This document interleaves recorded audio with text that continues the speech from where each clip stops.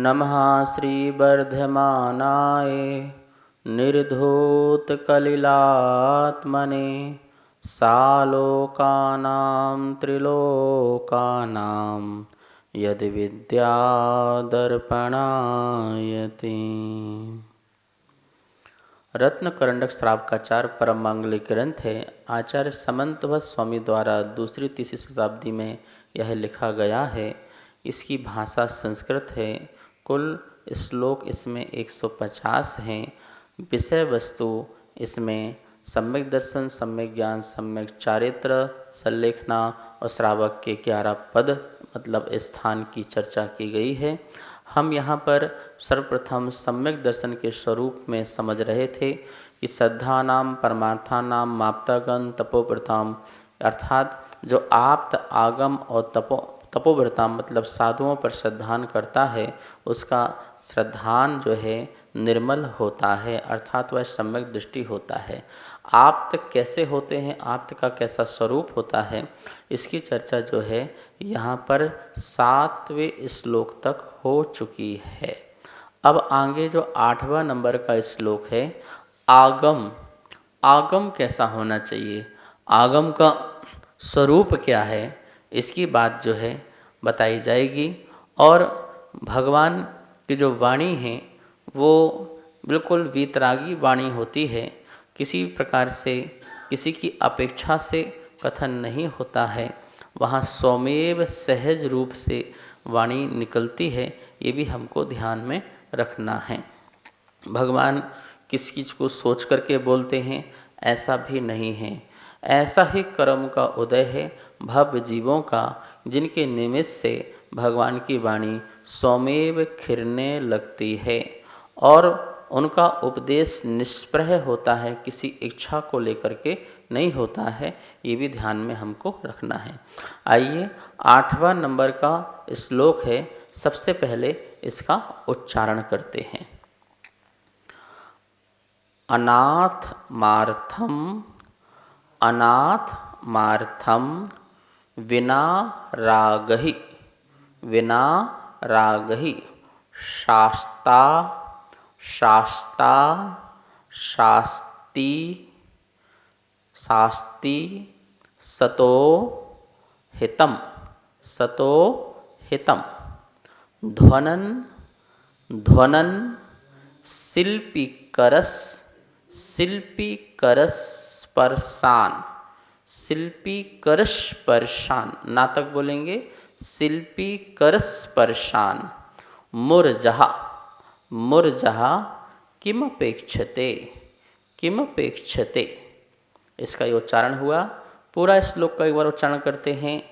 अनात्मार्थम विना रागहि शास्ता शास्ति सतो हितम ध्वनन शिल्पी करस्पर्शान मूर्जहा किमपेक्षते।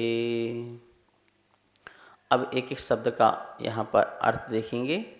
शास्ता मतलब आप्त भगवान, बिना राग ही, राग के बिना, अनात्मार्थम अपना प्रयोजन ना होने पर भी, सतो समीचीन भव्य जीवों को, हितम हित का उपदेश देते हैं। क्योंकि शिल्पी बजाने वाले के, कर हाथ के, स्पर्शान स्पर्श से शब्द करता हुआ, मूर्जहा मृदंग, किम क्या, अपेक्षते अपेक्षा रखता है, अर्थात कुछ भी नहीं अपेक्षा रखता है।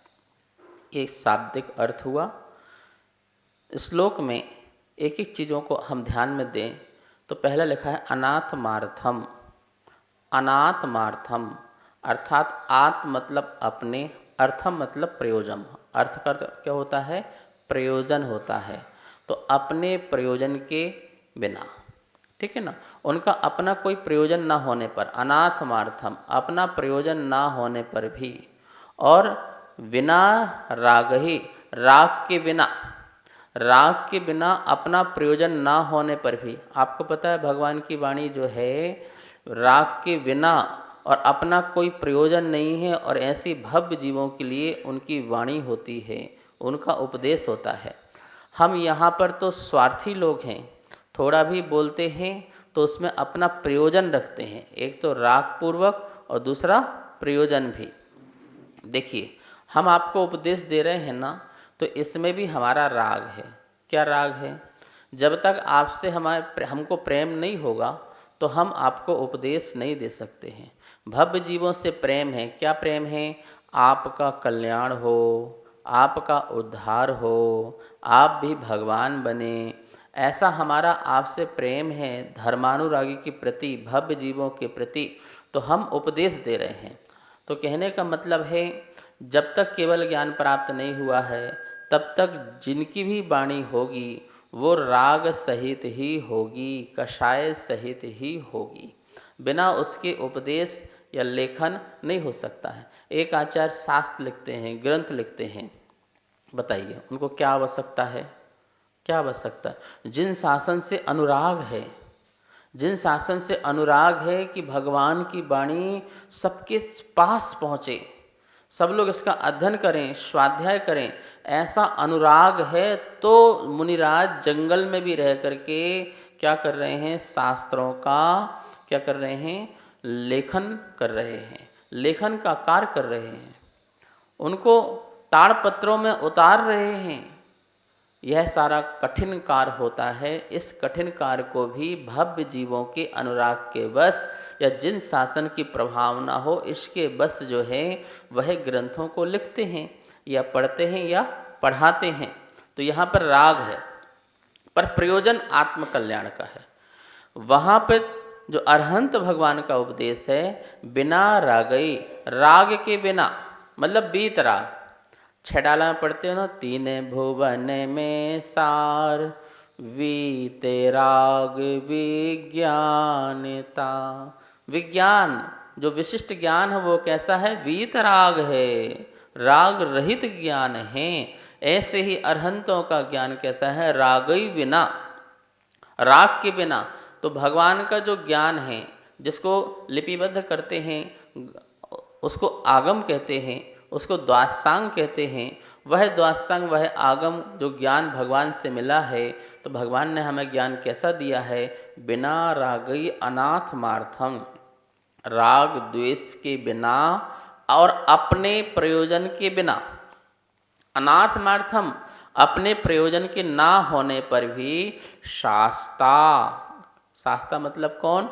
आप्त भगवान क्या करते हैं? शास्ती उपदेश देते हैं, शिक्षा देते हैं, उपदेश देते हैं, हित का, हितम, हित का उपदेश देते हैं। किसको देते हैं? सतो, सत, सत मतलब भव्य जीव, सत्वानाम, जो भव्य जीव हैं उनको हितम, हित का उपदेश देते हैं, हित का उपदेश देते हैं, अहित का कभी भी उपदेश नहीं देते हैं।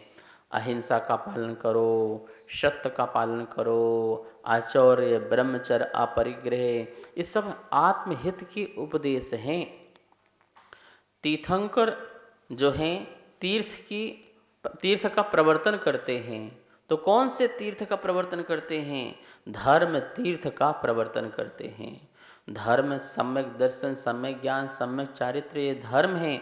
इस धर्म को जीवों के अंदर पैदा करते हैं, मनुष्यों में, भव्य जीवों में इस धर्म को, धर्म की प्रभावना करते हैं। ऐसे धर्म तीर्थ का प्रवर्तन करने वाले तीर्थंकर होते हैं, उन्हें शास्ता कहते हैं, शास्ता। ऐसे शास्ता, ऐसे अरहंत भगवान, ऐसे तीर्थंकर भगवान सतो भव्य जीवों को हितम शास्ति, हित का शास्ति करते हैं, अर्थात उपदेश देते हैं, शिक्षा देते हैं।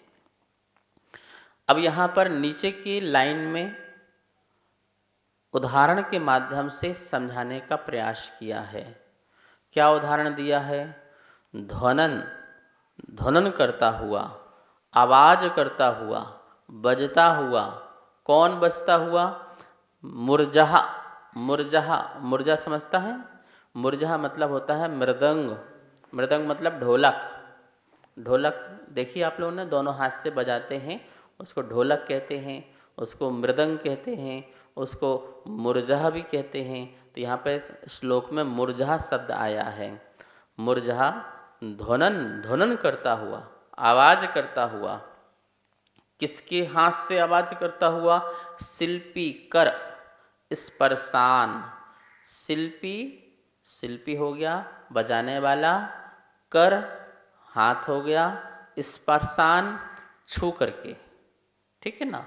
तो शिल्पी कर स्पर्शान, शिल्पी के हाथ से, हाथ के स्पर्श से, शिल्पी के हाथ के स्पर्श से ध्वनन करता हुआ, आवाज करता हुआ मुरझा मृदंग ढोलक किम अपेक्षते, क्या अपेक्षा रखता है?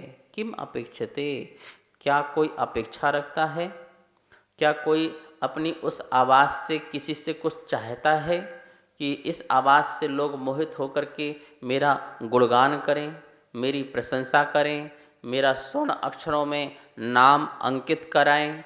क्या इस प्रकार से ढोलक कभी किसी शिल्पी से अपेक्षा रखता है क्या? या सुनने वालों से कोई अपेक्षा रखता है क्या?